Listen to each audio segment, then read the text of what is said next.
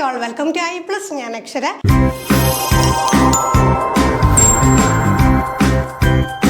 ഇന്നത്തെ സെക്ഷനിൽ നമ്മൾ പൊതുവേ നമ്മുടെ കേരള എക്സാമിനേഷനും സിറ്റഡ് എക്സാമിനേഷനും ഒക്കെ ചോദിക്കാറുള്ള ഇംഗ്ലീഷ് പെഡഗോജിയിൽ നിന്നുള്ള കുറച്ച് ക്വസ്റ്റ്യൻസ് ആണ് ഡിസ്കസ് ചെയ്യാനായിട്ട് പോകുന്നത്. നമുക്ക് ആദ്യത്തെ ചോദ്യത്തിലേക്ക് കടക്കാം. Constructivism as a learning theory believes. അപ്പോൾ ഈ ഒരു ചോദ്യം കാണുമ്പോഴത്തേക്കും നമുക്ക് പെട്ടെന്ന് ഇംഗ്ലീഷ് പെഡഗോജി ആണോ എന്നുള്ള ഡൗട്ട് തോന്നും. റീസെൻ്റ് ആയിട്ടൊരു എക്സാം, നമ്മുടെ സീറ്റഡ് എക്സാമിനേഷന് ഇംഗ്ലീഷ് പെഡഗോജി സെക്ഷനിൽ ചോദിച്ചൊരു ചോദ്യമാണ്. അപ്പോൾ ഒരു കാര്യം മനസ്സിലാക്കണം, നമ്മുടെ സൈക്കോളജിയുടെ ഏറ്റവും ബേസിക് ആയിട്ടുള്ള കാര്യങ്ങൾ നമുക്കിതുപോലെ പെഡഗോജി ആയിട്ട് അത് ഇംഗ്ലീഷിലാവട്ടെ, EVS ആവട്ടെ, മാത്തമാറ്റിക്സ് ആവട്ടെ, ഇവിടെ ഒക്കെ ചോദിക്കാറുണ്ട്. അപ്പോൾ ഈ ബേസ് നല്ല രീതിയിൽ ഉറപ്പിച്ചാൽ തന്നെ നമുക്ക് എന്ത് ചെയ്യാൻ പറ്റും, മാർക്ക് പല പല സെക്ഷനുകളിൽ നമുക്ക് നേടിയെടുക്കാൻ സാധിക്കും. അപ്പം ബേസ് ഉറപ്പിക്കാൻ ഏറ്റവും ബേസിക്കായിട്ട് അറിയേണ്ട കാര്യങ്ങളൊക്കെ നമ്മളെ വീഡിയോസായിട്ട് നമ്മുടെ ചാനലിൽ അപ്ലോഡ് ചെയ്തിട്ടുണ്ട്.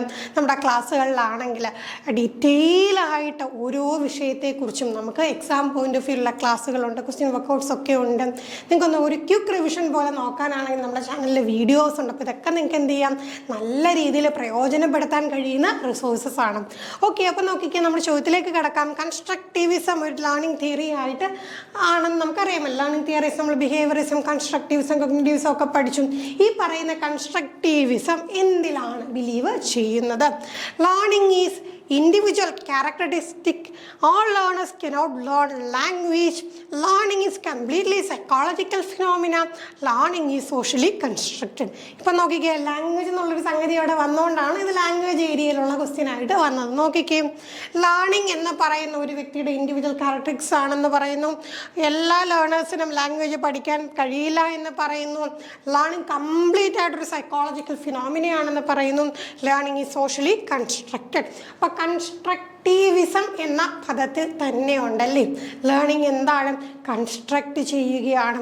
മുന്നറിവിൻ്റെ സഹായത്തോടു കൂടി പ്രയർ നോളജ് ഉപയോഗിച്ചുകൊണ്ട് എന്ത് ചെയ്യുന്നു, പുതിയ പുതിയ നോളജ് കൺസ്ട്രക്റ്റ് ചെയ്യുന്നു, റീകൺസ്ട്രക്റ്റ് ചെയ്യുന്നു. അങ്ങനെയൊക്കെയാണ് പഠനം നടക്കുന്നത് എന്നാണ് ആര് വിശ്വസിക്കുന്നത്? സ്കൂൾ കൺസ്ട്രക്റ്റീവിസം, ഒരു ലേണിംഗ് തിയറി എന്ന രീതിയിൽ എന്താണ് വിശ്വസിക്കുന്നത്? Learning is socially constructed. അടുത്ത ചോദ്യം, sometimes people combine elements of different language in the same sense. This is an example of, നമ്മൾ ഓൾറെഡി മുമ്പുള്ള സെക്ഷനിലൊക്കെ പറഞ്ഞിട്ടുള്ളതാണ്. LSRW സ്കിൽസ്, അതുമായിട്ട് ബന്ധപ്പെട്ട് കുറേ ടേംസ് നമുക്ക് പഠിക്കാനുണ്ട്. അപ്പോൾ ഇത്തരം ടേംസ് സ്ഥിരമായിട്ട് പരീക്ഷാ പേപ്പറുകളിൽ റിപ്പീറ്റ് ചെയ്യും. അത്തരത്തിലൊരു ടേമുമായിട്ട് ബന്ധപ്പെട്ട ചോദ്യമാണ്. ചില ആളുകൾ എന്ത് ചെയ്യും, ഡിഫറെൻറ്റ് ലാംഗ്വേജസ് സെയിം സെൻറ്റൻസിൽ ഉപയോഗിക്കും. അപ്പോൾ ഇപ്പോൾ ഞാൻ സംസാരിക്കുന്ന തന്നെ നിങ്ങളൊന്ന് ശ്രദ്ധിച്ച്, ഞാനിവിടെ മലയാളവും ഇംഗ്ലീഷും രണ്ടും എന്ത് ചെയ്യുന്നുണ്ട്, ഇത്തരത്തിൽ സെയിം സെൻറ്റൻസ് ഉപയോഗിക്കുന്നുണ്ടല്ലോ. ഇങ്ങനെ പറഞ്ഞുകൊണ്ടിരിക്കുന്ന കാര്യം തന്നെ നിങ്ങൾ നോക്കിയാൽ മതി. സെയിം സെൻറ്റൻസിൽ തന്നെ ഞാൻ എന്ത് ചെയ്യുന്നു, രണ്ട് ലാംഗ്വേജിൻ്റെ എലമെൻറ്റ്സ് എന്താണ് ചെയ്യുന്നത്, അവിടെ ഉത്തരം കിട്ടി, എന്ത് ചെയ്യുന്നു, ഞാൻ മിക്സ് ചെയ്യുന്നു. ഉത്തരം കിട്ടിയില്ല, ഓപ്ഷൻ നോക്കേണ്ട കാര്യം തന്നെയല്ല, ഉത്തരം കിട്ടിക്കഴിഞ്ഞു അല്ലേ. Code switching, code mixing, socio linguistics, dialects. അപ്പോൾ എന്താണ്, പല തരത്തിലുള്ള എലമെൻറ്റ്സ്, ഡിഫറെൻറ്റ് ലാംഗ്വേജിൻ്റെ എലമെൻറ്റ്സ് മിക്സ് ചെയ്യുന്നതിനെ നമ്മൾ എന്താ പറയുന്നത്, കോഡ് മിക്സിങ് എന്നാണ് പറയുന്നത്. അപ്പോൾ അതിൻ്റെ കൂട്ടത്തിൽ തന്നെ കോഡ് സ്വിച്ചിങ് നിങ്ങൾക്ക് പഠിച്ചു വെക്കാവുന്നേ ഉള്ളൂ. ഇപ്പോൾ ഇംഗ്ലീഷ് ഇങ്ങനെ ത്രോട്ട് സംസാരിച്ചുകൊണ്ടിരിക്കുന്നു, ഇംഗ്ലീഷിൽ നിന്ന് സ്വിച്ച് ചെയ്ത് ഞാൻ എന്താ മലയാളത്തിലോട്ട് പോകുന്നു. ഇപ്പം കംപ്ലീറ്റ് ഒരു കാര്യം ഇംഗ്ലീഷ് പറഞ്ഞ് നിർത്തിയിട്ട് പിന്നെ സ്വിച്ച് ചെയ്ത് മലയാളത്തിലേക്ക് പോകുന്നു, അല്ലെങ്കിൽ ഹിന്ദിയിലേക്ക് പോകുന്നു. അങ്ങനെ വരുമ്പോൾ അത് കോഡ് സ്വിച്ചിങ് ആണ്. എന്നാൽ സംസാരിക്കുമ്പോൾ അതിനിടയിൽ തന്നെ എന്ത് ചെയ്യുന്നു, ഒരു സെൻറ്റൻസിനകത്ത് തന്നെ നമ്മൾ ഡിഫറെൻറ്റ് ലാംഗ്വേജിൻ്റെ എലമെൻറ്റ്സ് മിക്സ് ചെയ്യുവാണെങ്കിൽ അതിനെ എന്താ പറയുക, കോഡ് മിക്സിങ് എന്നാണ് പറയുക. സോഷ്യോ ലിംഗ്വിസ്റ്റിക്സ് എന്ന് പറയുമ്പോൾ, ലിംഗ്വിസ്റ്റിക്സ് നമുക്കറിയാം ആ ഒരു മേഖലയും നമ്മുടെ സോഷ്യൽ മേഖലയും തമ്മിലുള്ള ആ രണ്ടും കൂടെ ചേർത്തിട്ട് വരുന്ന ഒരു മേഖലയാണ് കേട്ടോ സോഷ്യൽ ലിംഗ്വിസ്റ്റിക്സ് എന്ന് പറയുന്നത്. അതുപോലെ സോഷ്യോളജിയും ലിംഗ്വിസ്റ്റിക്സും ചേർന്ന് സോഷ്യോ ലിംഗ്വിസ്റ്റിക്സ്. ഇനിയിപ്പോൾ സൈക്കോളജി ആണെങ്കിലും അത് സൈക്കോ ലിംഗ്വിസ്റ്റിക്സ്. അങ്ങനെ നമുക്ക് കുറേ മേഖലകളുണ്ട്.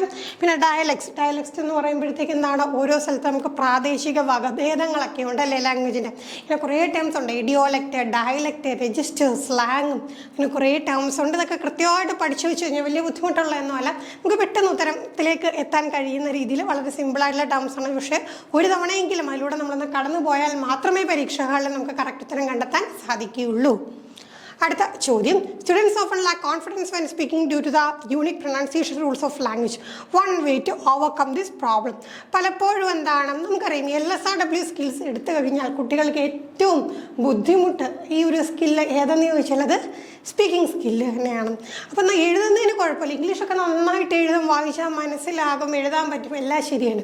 പക്ഷെ സംസാരിക്കുമ്പോഴത്തേക്ക് അത് ബുദ്ധിമുട്ടെന്ന് പലപ്പോഴും പല സ്റ്റുഡൻസും പറഞ്ഞ് നമ്മൾ കേട്ടിട്ടുണ്ട്. പല സ്റ്റേജസിൽ നമ്മളും ഒരു പക്ഷേ എന്താണ് ഈ ഒരു അവസ്ഥയിലേക്ക് കടന്നു പോകും. അപ്പോൾ ഒരു പ്രൊഡക്റ്റീവ് സ്കിൽ എന്ന രീതിയിലും ലാംഗ്വേജ് സ്പീക്കിംഗ് പലപ്പോഴും ബുദ്ധിമുട്ടായിട്ട് വരും. അപ്പോൾ അത്തരത്തിലുള്ള ഒരു ബുദ്ധിമുട്ടാണ് എന്താ, unique pronunciation rules of the language. ചില യൂണിക് പ്രൊനൗൺസിയേഷൻ റൂൾസ് ഉണ്ട്.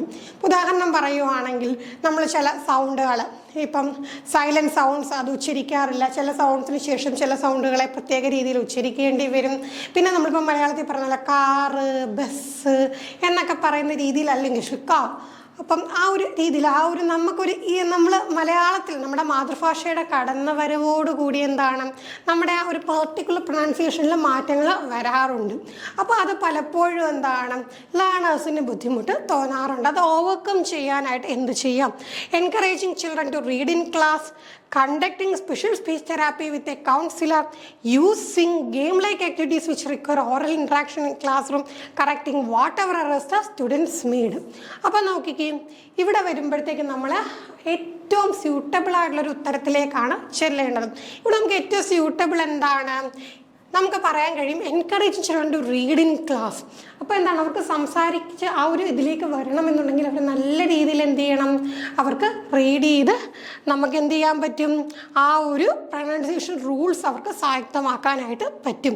പിന്നെ അതോടൊപ്പം തന്നെ നമുക്ക് വേണമെങ്കിൽ പറയാം ഗെയിം ലൈക്ക് ആക്ടിവിറ്റീസ് വെച്ചിരിക്കുക ഓറൽ ഇൻട്രാക്ഷൻ എന്നുള്ള കാര്യം നമുക്ക് പറയാൻ കഴിയും. പക്ഷേ കുറച്ചും കൂടെ എന്താണ് നമുക്ക് റീഡ് ചെയ്ത് എന്ത് ചെയ്യാൻ കഴിയും, ആ ഒരു റൂൾസ് സ്വായത്തമാക്കാം എന്നുള്ള രീതിയിലാണ് ആൻസർ കീ വന്നിട്ടുള്ളത്.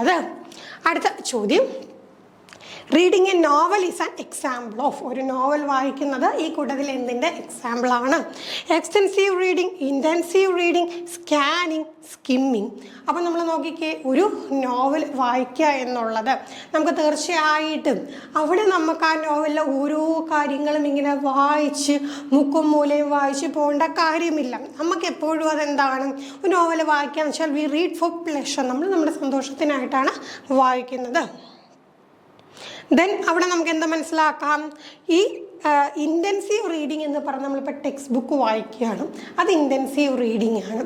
പക്ഷേ ആ ഒരു രീതിയിൽ നമ്മൾ വായിക്കേണ്ട കാര്യമില്ല ഒരു നോവൽ. അവിടെ എന്താണ്, അത് എക്സ്റ്റെൻസീവ് റീഡിംഗ് ആണ്. മറ്റു രണ്ട് ഓപ്ഷൻസും വളരെ ഇമ്പോർട്ടൻ്റ് ആണ്, സ്കാനിങ്ങും സ്കിമ്മിങ്ങും. അത് നമ്മൾ പലപ്പോഴും ഡിസ്കസ് ചെയ്തിട്ടുണ്ടായിരുന്നു അല്ലേ.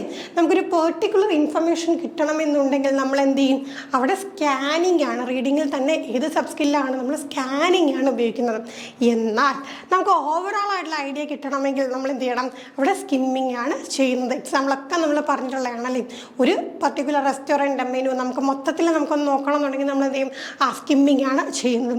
ആ പർട്ടിക്കുലർ റെസ്റ്റോറൻറ്റിലെ ചിക്കൻ ബിരിയാണിക്ക് എത്ര രൂപയാണെന്ന് നോക്കണമെങ്കിൽ നമ്മൾ എന്ത് ചെയ്യും, അവിടുത്തെ റീഡിങ് എന്താണ്, അത് സ്കാനിങ് ആണ്.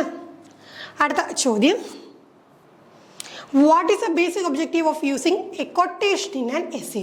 എസ്സേയിൽ പലപ്പോഴും ഇങ്ങനെ കൊട്ടേഷൻസ് കൊടുത്തേക്കുന്ന നമുക്ക് കാണാൻ കഴിയും. കൊട്ടേഷൻ മാർക്കൊക്കെ കൊടുത്തേക്കുന്നതാണ്. ഇതിൻ്റെ ഉദ്ദേശം എന്തെന്നാണ് ചോദ്യം. To set the tone of the essay, to explain a complicated issue, to present another's point of view, to analyze specific data. നമ്മൾ ബേസിക്കായിട്ട് ജനറലായിട്ട് അറിഞ്ഞിരിക്കേണ്ട ഒരു കാര്യമാണ് ഈ പറയുന്ന രീതിയിൽ കോഡ്സ് കൊടുക്കുന്നത്. കോഡ്സ് കൊടുക്കുമ്പോൾ ഒരു എസ്സേയിൽ കോഡ്സ് കൊടുക്കുക എന്ന് പറയുമ്പോഴത്തേക്ക് അവിടെ എന്തിനു വേണ്ടിയിട്ടാണ്? എസ്സേയുടെ ടോൺ സെറ്റ് ചെയ്യാനാണോ, ഒരു കോംപ്ലിക്കേറ്റഡ് ഇഷ്യൂ അത് എക്സ്പ്ലെയിൻ ചെയ്യാനാണോ, സ്പെസിഫിക് ഡാറ്റ അനലൈസ് ചെയ്യാനാണോ? അല്ല. എന്തിനു വേണ്ടിയിട്ടാണ്? To present another's point of view, മറ്റൊരാളുടെ പോയിന്റ് ഓഫ് വ്യൂ. ഒരു സിമ്പിൾ എക്സാമ്പിൾ നമ്മൾ പറയാം. ഇപ്പം എന്താണ്, റീഡിങ്ങിനെ കുറിച്ചിട്ടുള്ള ഒരു എസ്സേ നമ്മൾ എഴുതുവാണ്. അപ്പോൾ എസ്സേ എഴുതിക്കൊണ്ടിരിക്കുമ്പോഴത്തേക്ക് റീഡിങ്ങിനെ കുറിച്ച് പലരും പറഞ്ഞിട്ടുള്ള പല കോഡ്സ് ഉണ്ടല്ലേ.